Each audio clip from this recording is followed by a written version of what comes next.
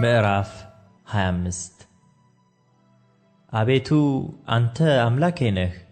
ድንቅን ነገር የድሮ ምክርን በታማኝነትና በእውነት አድርገሃልና ከፍ ከፍ አደርግሃለሁ፣ ስምህንም አመሰግናለሁ።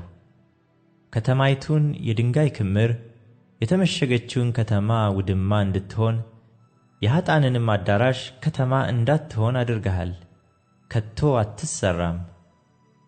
ስለዚህ ኃያላኑ ወገኖች ያከብሩሃል፣ የጨካኞች አሕዛብ ከተማም ትፈራሃለች።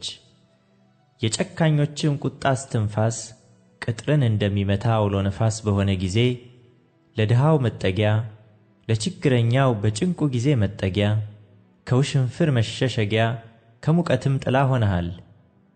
እንደ ሙቀት በደረቅ ስፍራ የኀጣንን ጩኸት ዝም ታሰኛለህ። ሙቀትም በደመና ጥላ እንዲበርድ እንዲሁ የጨካኞች ዝማሬ ይዋረዳል።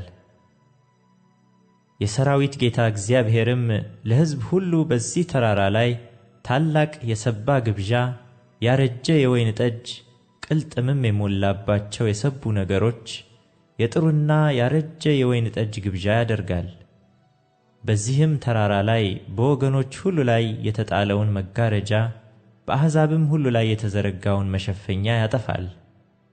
ሞትን ለዘላለም ይውጣል። ጌታ እግዚአብሔርም ከፊት ሁሉ እምባን ያብሳል፣ የሕዝቡንም ስድብ ከምድር ሁሉ ላይ ያስወግዳል፣ እግዚአብሔር ተናግሮአልና። በዚያም ቀን እነሆ አምላካችን ይህ ነው፣ ተስፋ አድርገነዋል ያድነንማል።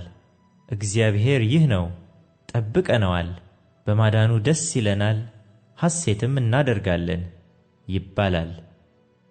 የእግዚአብሔርም እጅ በዚህ ተራራ ላይ ታርፋለች።